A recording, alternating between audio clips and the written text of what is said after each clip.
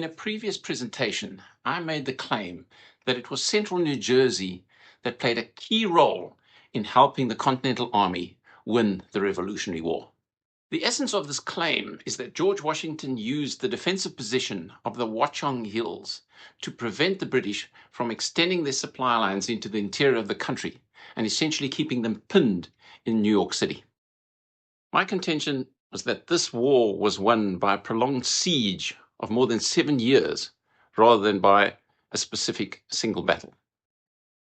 Our current focus in this presentation is on the first year of the war and New Jersey's fight for independence from Britain in what was known as the Forage Wars. I made this short video to help us define the period that we're talking about.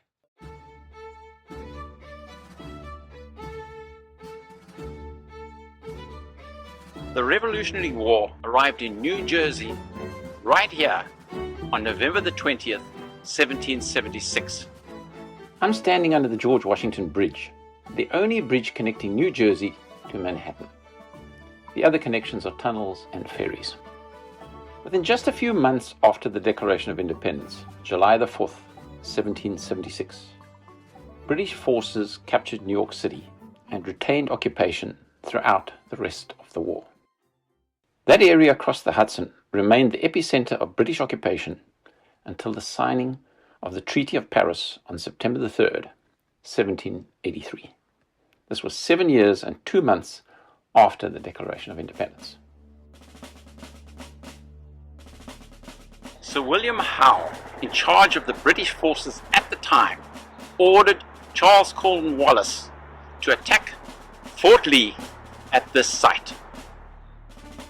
On November the 20th, 1776, Cornwallis landed in New Jersey just north of here, with the objective of encircling this fortification and capturing the Continental soldiers stationed here. When Major General Nathaniel Greene heard of the approaching British army, he ordered the abandonment of the fort, thus conceding this territory to British occupation. Let's back up a bit and recap how we ended up here by reference to a simple map. To someone living in New Jersey, the rebellion was something that happened all the way up in the New England colonies. Most of us are familiar with the Boston Tea Party, the Boston Massacre, Paul Revere's ride to warn of the approaching troops at Lexington, the shot that was heard around the world at Concord, and the Battle of Bunker Hill. Men from New Jersey may have volunteered to fight in this revolution all the way up in New England, but to most folks living in New Jersey, this was a fight in some far-off location. Everything changed with the Declaration of Independence in Philadelphia on July the 4th, 1776, propelling New Jersey squarely onto the front line. The reason is the strategic importance of New York City. Not only is it the most significant port on the East Coast, it is positioned midway along the 13 colonies, and it is situated on the Hudson River. This river creates a connection virtually all the way up to British-occupied Canada, and militarily cutting the troublesome New England colonies off from their friends in the South. Sir William Howe, on hearing that he was now at war with all 13 colonies, abandoned Boston and retired to Nova Scotia in Canada. Here he assembled a large force which he sailed up the undefended narrows between Staten Island and Long Island. He built up an invasion force of about 22,000 men on Staten Island, which he transported to Long Island in late August. Anticipating the attack on New York City, George Washington set about fortifying Manhattan and Brooklyn, leaving Staten Island undefended. Given its proximity to New York, many New Jersey men were enlisted in its defense. In the Battle of Long Island on August the 27th, 1776, the British outflanked Washington's positions, and he was forced to fall back to his Brooklyn Heights fortifications. Howe then lay siege to this position, forcing the colonial army to retreat across the East River to Manhattan under cover of darkness. Howe landed about 12,000 men on Lower Manhattan on September the 15th and quickly took control of the city, forcing the Americans to withdraw to Harlem Heights. Howe did not attempt to dislodge them from the strongly defensible position, choosing instead to opt for an outflanking maneuver by landing troops, admittedly with some opposition, in Westchester County, north of the Harlem River, in October. Washington managed to partially escape this trap by withdrawing to White Plains. This was aided by dense fog, But here he was still forced to fight a brief battle on October the 28th, before heading even further north, eventually crossing into New Jersey, north of the Tappan Zee. In the process, Howe was able to isolate and take prisoner about 3,000 Continental troops in Upper Manhattan and Fort Washington. From this position, Charles Cornwallis launched his attack across the river on Fort Lee. The Continental Army continued to be forced to retreat all across New Jersey, with Washington's second-in-command being captured at Widow White's Tavern in Basking Ridge on December the 13th, 1776. By December the 14th, 1776, Washington had crossed the Delaware River into Pennsylvania. He had commandeered all the boats along the river to prevent Howe from following him and effectively abandoning Jersey to the British. The British then set about establishing outposts in now occupied New Jersey, stretching along the Delaware River from Bordentown in the south through Trenton and all the way up to Corrales Ferry. They also controlled the key routes along the King's Highway at Princeton and Old York Road near Flemington, all the way up to Hackensack. New Jersey was occupied and under British control, but this was soon about to change. The British and their Hessian allies therefore heavily patrolled this area and sent out foraging parties to collect food. Now bear in mind, this all happened within 6 months of the Declaration of Independence. It happened so quickly that the British had not had any time to build a supply infrastructure to support these outposts. They were therefore forced to forage for food and elicit the support from loyalist farmers in New Jersey. It is here that the local militia started to organize and harass these patrols. I suggest that the Forage Wars started with the death of Dragoon leader Cornet Francis Geary on December the 14th, 1776 in Amwell Township, Hunterdon County. Geary's party was headed towards Flemington to verify that a supply of salted pork and beef was ready to be picked up. When he was ambushed by militia, Geary was killed in a volley of musket fire and his body hidden in a wooded area, about 5 miles south of Flemington. This stone was laid in memory of Cornet Francis Geary of the 16th Queen's Light Dragoons, who was killed in action here in the service of King George III on December the 14th, 1776. As you can see, this location is an ideal one for an ambush.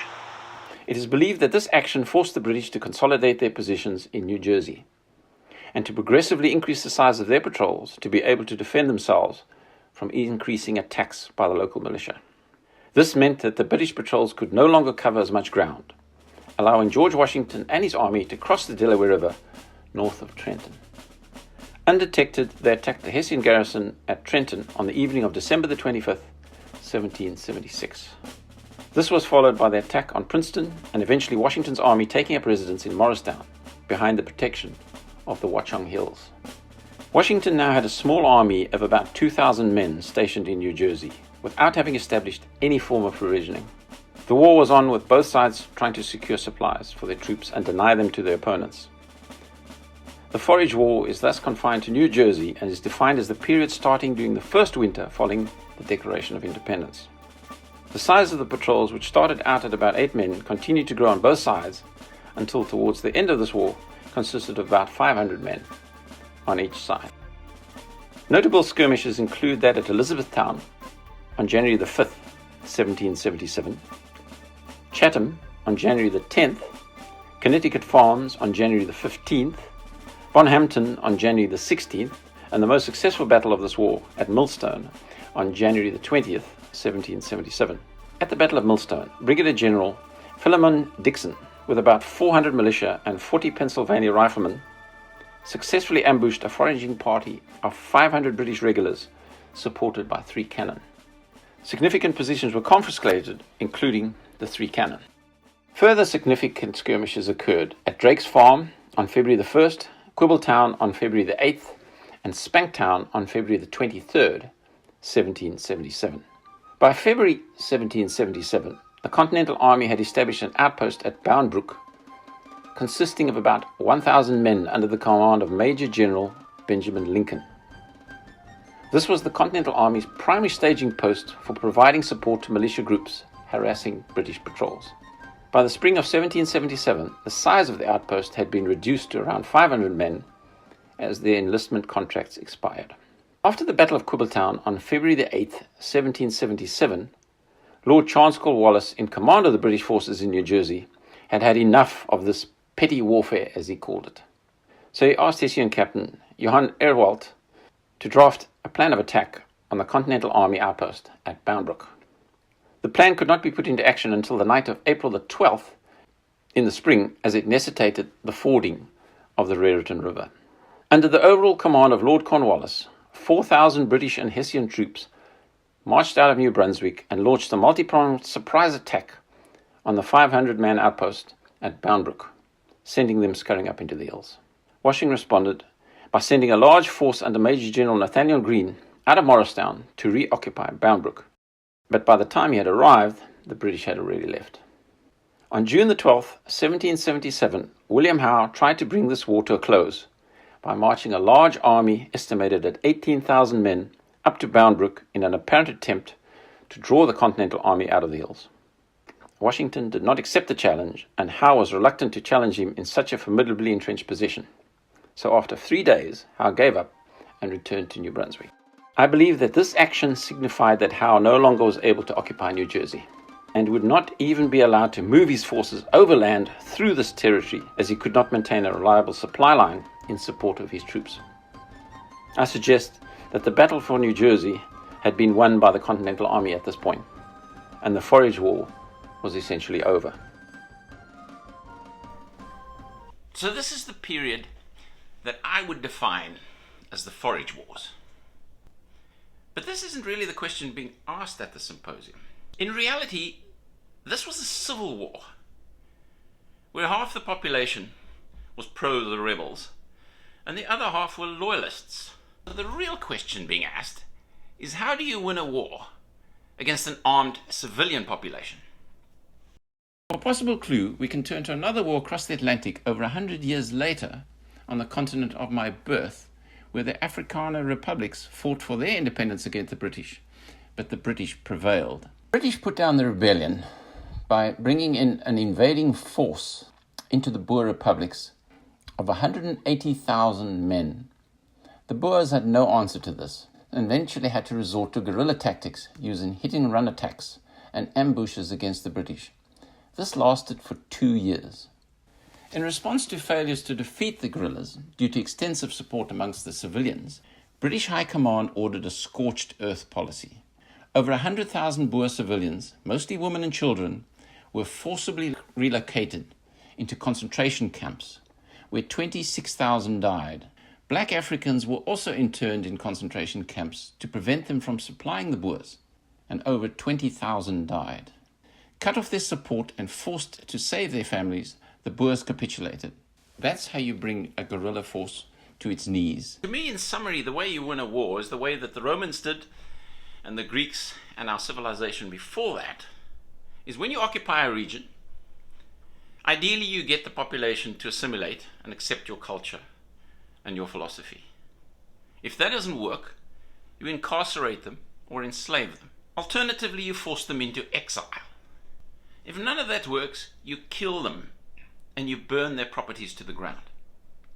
Now, isn't that exactly what happened in New Jersey?